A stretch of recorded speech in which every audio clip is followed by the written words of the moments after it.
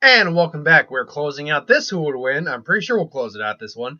Who would win? What if Gohan had gone Super Saiyan on Namek when Frieza slaughtered the Namekians? So last we left off, Gohan had just destroyed Cell. He had shown off his Super Saiyan 2 form, completely obliterated the son of a bitch, and we continue off of where, everything pretty much is as it is, except the androids are no longer there.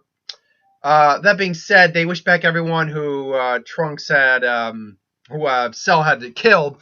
Hypothetically speaking, that would include the androids to some regard. So I guess you would say the androids do come back. And now I think about that, I should have factored that in. So anyway, if androids come back, Goku is still around. So there is this factor as well. So Goku is still around. Will continue training. He will learn Super Saiyan 2. And I feel that he will, at the very minimum, be knocking on the door of Super Saiyan 3. Whether he learns or not, I would imagine in this scenario, probably not. But Vegeta would also reach his Ascended Saiyan, or Super Saiyan 2, if you will. Everyone else is pretty much going to be right around the way they are in the canon, including, Krillin, Piccolo, everything along those lines. Gohan still becomes the Great Saiyaman, but Gohan is still about as strong. Here's the thing, with Goku there, he would be training Goten a lot more, so Goten would Goten would be a lot stronger, which would prompt Vegeta to make Trunks a lot stronger. I still think Goten would be the stronger of the two. Gohan would, at the very minimum, stay the same power he was. His power wouldn't change drastically. His power was around 5 billion, I put it at. If nothing else, he's got his power when he's Super Saiyan 2, when he's at his maximum, is around 6 billion. Goku is a bit stronger in Super Saiyan 2 at this point, though, as he's been spending more time training over the last 7 years. So I would put him somewhere comfortably in the 8 billion range. He's got a good head up on Gohan. Vegeta comes in just under that, around 7.5 billion, so we have that. Cut to, and with Mr. Satan not having defeated Cell, I'm sure he's still the world champion, but he's not the savior of the world. People still love Mr. Hercule because he's great at playing the crowd. But Mr. Satan, so they all show up for the next martial arts tournament, and it plays. I mean, everything is about the same more or less. 18 is still there; she's participating. 17, no, he's doing his own thing. So everyone's matched up pretty much the same. It goes about the same with Krillin's match. It goes about the same with Piccolo's match. I think there might have been one or two minor matches before then. Goten does win the junior division, which kind of just is just a little another nail in the coffin for Vegeta's like, I'm going to kick your ass, Kakarot! So just a little nail in the coffin there. Darn spinning chair. So, and then obviously the relationship with Videl and Gohan has been progressing as well. That's been progressing about the same. However, she's actually met Goku before. She knows that Gohan is more or less the one who has defeated Cell. So actually she doesn't know that. She doesn't recognize him from youth to a kid. Though she gets this odd feeling she knows him from somewhere. She does, however, recognize Goku because of all those years ago being on TV.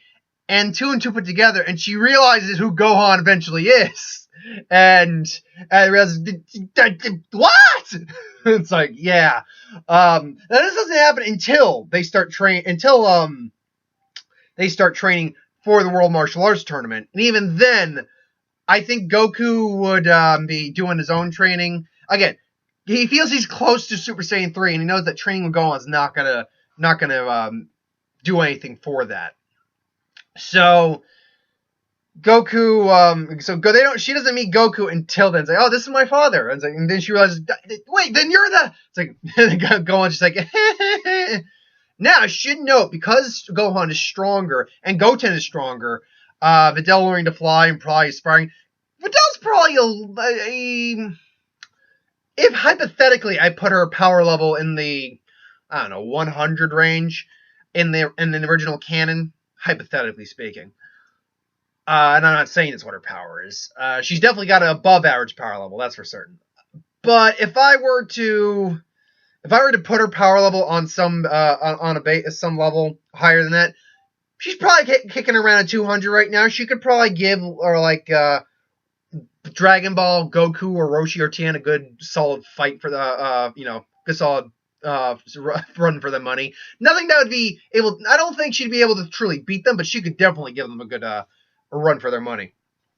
I think Videl is probably kicking anywhere between 150 and 200. We'll say 175 to be even.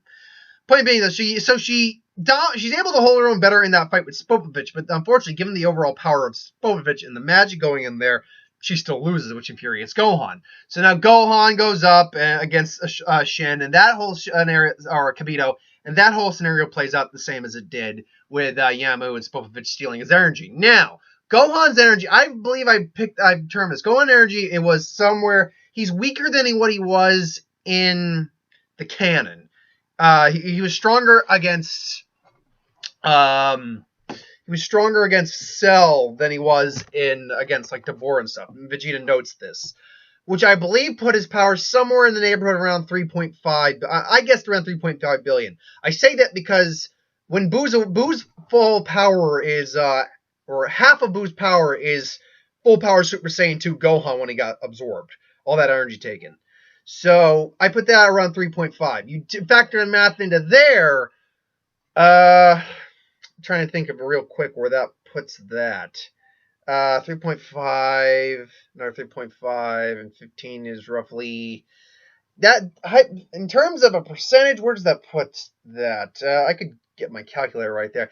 I'm going to say that Buu is roughly around 70. He's not full on 75% of the way there. However, he's getting close. He's around 70% as opposed to the 60, and that even surprises Bob even more. Now, if Buu were to be released, they would still have a serious problem with Buu right now. However, so again, everything kind of progresses as usual, minus the fact that Vegeta doesn't have as much rage in him as he did, like with Kakarot not being there to take on or anything like that. He's had Kakarot there for a good while. So Goku, and they've had the occasional spar and fight. So he's a bit more mellowed out, because he's had enough chance to prove himself, and occasionally he's even one-upped Goku, so that's helped ego boost him a bit. But ultimately, it still plays out roughly the same, because Vegeta still has a lot of angst towards Goku at this point, because he still hasn't officially beaten Goku yet. Like, truly beaten Goku. So I think he still would let himself be possessed, which I think actually does put him above Super Saiyan 2 Goku at this point, because I believe he was not initially as strong as Goku originally. Even if we put him at 7 billion, if we put him at 7 billion, it probably evens him out to Goku's 8 when he's Super Saiyan. If he's at 7.5, he's a little stronger than Goku. But Goku again has been feeling something, eke into him. That deep power, he's sensing it. It's almost there. So they have their fight.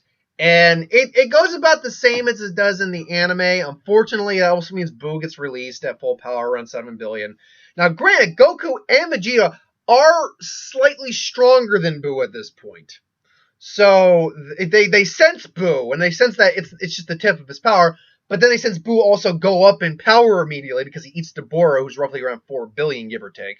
So then he immediately goes up to 11 billion, which eclipses any of them right now. So now Goku is just like, we have to. It's like, screw it, and that the whole debacle goes roughly about the same. And Goku, gets knocked out. Vegeta goes to try to take on Buu, and Buu can't do anything. I mean, he hurts Buu obviously, but he can't do anything. Sacrifices himself, and ultimately nothing comes about that. I mean, we know that Goku eventually is saved, goes to Kaizoka, gets healed. Now remember, I don't believe Goku gets a Zenkai boost in the original series because he's already dead. He's alive in this fight. He's alive. He's got a living body. So Goku can get a Zenkai boost here. Now, if I put him at that means half of that, and then you do the math real quick on that. 5, it wasn't 5, so he'd be 80 million would be his base power level. So we'll put him at even 100 million at this point. Which, do the math real quick, that would mean that when he goes full Super Saiyan 2 now, he would be somewhere in the neighborhood of 2 billion. Unfortunately, Buu is getting stronger and stronger throughout the time. So he realizes that, and Goku doesn't realize that Gohan's not dead. He feels that Gohan is dead. So now we have Goku. Now, I believe, technically, he doesn't have any other chances to use the hyperbolic time chamber. I don't think they ever even specified why there was only a 2-time restriction on that.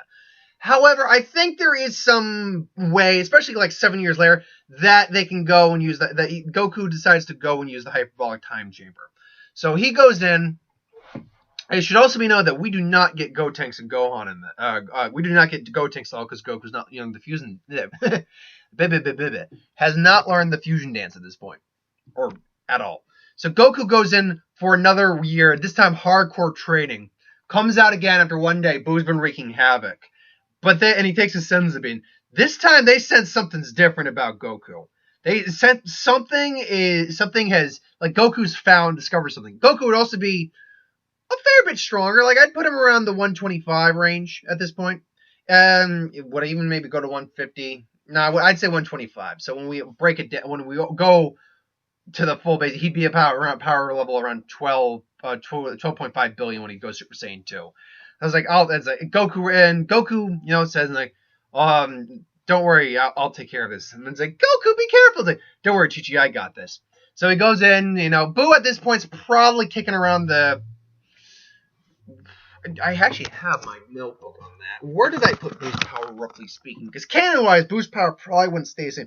If I had to guess, I think I put it somewhere in the neighborhood of... Okay, here we go. Mr. Satan. Nope, that's not who it is. No. Well, there we go. I believe around Goku, around the battle with Goku, he's around probably 20 million, give or take. Or 20 billion. So he powers up the Super Saiyan 2 again. It's just, it's like, your friend Vegeta tried that as well. It's like, I guess a normal Super Saiyan isn't enough for you, or a Senseiyan is the match for you, huh? Then why not take it one more step beyond? Then he just does the thing. And this is to go even further beyond. Now, how much control Goku has over Super Saiyan 3 at this point? I'd say he has actually I wouldn't say he's fully mastered it, but he's understood the weakness of it at this point. Because he spent a year in the hyperbolic time chamber. I don't think it took him a full year to reach Super Saiyan 3. I think probably within the 6 month range, he finally figured it out. And then he spent the next 6 months training and perfecting it as best he could. I still think it definitely still has the stamina drain to it. It always will. Or at the very least, Goku's probably learned to minimize that, or at least compensate for it. So Goku's also learned to get into, to transform into the form of it quicker now. He's had more time to practice it. So he just, and does the episode, it's unreal. How is he generating that much power? So Goku's power at this point, when he powers up the Super Saiyan 3, which is a 4 times multiplier from Super Saiyan 2, comes in at about 50 billion. Babidi and Buu were like, you be fun. And then Goku claims in the original canon, in the original series, that he probably could have beaten Majin Buu when they first fought him. Fat Buu, he could have actually probably beaten the Super Saiyan 3. And he's far stronger in this version, or in this telling of the story, than he is in that telling of the story. So, Goku completely wrecks Buu's shop and does obliterate him more or less. He does incinerate with a massive Kamehameha, just incinerates everything about him. Just gone, erased, done. Which leaves Babidi and Goku, Goku being Goku, probably normally would give him the way out. But at Super Saiyan 3, once you go past normal Super Saiyan, you lose a little bit of self-control. There's a little bit more of that, primal ferocity in there. So, yeah, he decides and is like, nope, and then just blasts Babidi away. That does sound maybe a little unlike Goku, but at Super Saiyan 3, I think he would make that decision. Because, again, self-control is not quite there as it normally is. So he does. And now the world was saved. And Vegeta would eventually be brought back, because they bring back people from who Buu killed. Eventually, they would bring people back. So, and Vegeta was technically among those. Somehow Vegeta would be brought back. There's no Vegito. There's no Gotenks. There's no ultimate. Here's the real kicker about that. They said the Supreme Kai and Kibito sense that they bring Gohan back. Gohan's probably trained a bit, and he's probably a bit stronger. Like, I'd put him maybe around the 7 billion marker now, when he powers up full. But you don't get Ultimate Gohan, and the old guy doesn't come out of the Z-Sword because he never broke that, because Goku doesn't know the instant transmission at this point. Or really at all. So, Now we get into Super. Now here's the thing: Goku doesn't train on can't train on King Kai's planet because King Kai in the filler in the anime knows instant transmission. But Goku has never learned instant transmission. He's learned no instantaneous movement type of technique. So Goku is not training on King Kai's planet. So Beerus shows up, asks King Kai, the Super Saiyan God. And, then Beerus shows up, and there's no Buu, but there's a Goku. Now, Vegeta knows who the hell Beerus is. It's like, whereas Goku has no idea who this guy is. So things will eventually shit happens, and Goku and Beerus go at it, and Goku loses terribly. Maybe he's able to take an extra hit because he's stronger, but not really anything. However, the Super Saiyan God thing still comes to pass because we have Goten, Trunks, Baby Pan inside the womb, Vegeta, and Goku. We do have all of those, so we still get the Super Saiyan God. Everything in that line happens. Everything in that storyline happens. Nothing really changed with the Resurrection of F stuff. Goku's maybe just a little stronger. That's about it. And I mean maybe because once again, the God, that's different entirely. Nothing changes when it comes to the hit debacle. Actually, that's not entirely true. Most of it doesn't change with that. Gohan is still a lot stronger than, say, when he fought against Frieza then, but Frieza I still think one-shots him. Gohan does, I should say, Universe 6 is different. The Universe 6 arc is different. Gohan does participate because he's still training with Piccolo to get stronger. Grant, we don't know about the ultimate Gohan at this point, so that's remains to be seen. So Gohan is stronger at this point than he was then, and he would probably participate. So it would be Goku, it'd be Vegeta, it'd be Gohan, it'd be Piccolo, and instead of Buu, they would get Monaka. So actually, every one of them does participate. So in the order it goes in the series, Goku go first. Botamo is knocked out. The whole Frost thing happens with Piccolo and Vegeta. Vegeta knocks him out. Knocks out Vegeta. Takes him out. Goku. Now Gohan would be interesting because Gohan would at the very least try to study a little bit. I think he might get a lucky hit on a hit, but nothing eventually comes from that, and he's not as strong by any stretch of the means as Vegeta or Goku at this point. I don't believe Gohan goes and trains with Whis or anyone like that. So then that happens the same. The Goku Black arc, nothing really changes at all with that, except for the fact that they do introduce the Plutara, and we get Vegito. That's basically it. So that happens, and again, nothing changes with that at all. Cut to the Universe Survival arc, and in terms of the team, nothing changes with that. Gohan's still part of the team.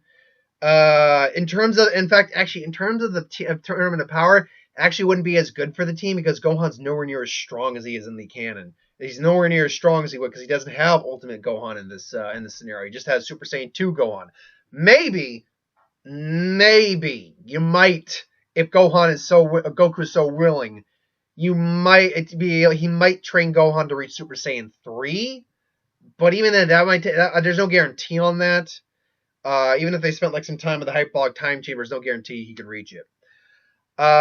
So in terms of the fights that Gohan participated in, I think he still beats Botamo. He still beats that not Goldo, Gurin or something like that. The guy with the aftermath shape, the guy he beat from Universe 10. The sniper thing goes off pretty much the same. That fake fight between him and Frieza is a lot more one-sided. I'm trying to think of all the fights he participated in. Here's the thing. Once we hit it's pretty much going to stay about kind of consistent until we hit Universe 3 when we get the androids or the robots, because those things kind of, I think Gohan might actually get knocked out at that point. Now, at that point, when Aniraza shows up, does that affect, with Gohan knocked out at that point, does Aniraza defeat all the other Z fighters? No, I think they're still able to push him off. But now it's a 4-on-3 fight. It's just 17 versus Jiren. Or it'll just be 17 versus Jiren. Vegeta and Goku fighting Jiren. Topo. 17 versus Topo. Vegeta and Goku fighting Jiren, and Frieza fighting Dispo. Now, Dispo wasn't really able to overpower Frieza. He was faster, but that was really all he had. I think eventually Frieza does figure out a way to take him down. Maybe through some combination tactic with 17 coming in at the last moment, using that laser cage or something else. I can't that death ray cage. Essentially, though, I don't think anything really changes past that point. I think it's Vegeta. Frieza struggles a little harder with Dispo than he did because Gohan was there to do the sacrifice play. So yeah, that's how we're gonna end it. That's what happens if Gohan had gone Super Saiyan against the Namekians in Dragon Ball. Or against the Namekians when he saw them against Frieza during the Namekians getting slaughtered. So yeah, it affects a lot of the first two parts leading up into the Buu arc, and admittedly, it doesn't change a fair deal of the things going on in the Buu arc, and it really doesn't change anything in Super, besides the fact that he participates in a few more fights and he's weaker in the Universal Tournament of Power. But yeah, that's my thoughts on that. So thanks for watching. I hope you enjoyed. Like, comment, share, and subscribe. As always, if you want us to review something, put in the comments below. Let us know. We'll do a review of it at some point. And ideas for who would win: Star Wars, superhero, magic, what if, anything I do on this channel. Put that in the comments below. Let me know. I'll get to it at some point. And I will always give you guys a shout out when you give me suggestions. So thank you very much for your time and patience, folks. And I will see you. Technically, I'll see you later today because I got to put the death battle prediction up. And these are going to be coming up in the morning. So thanks for watching. See you next time.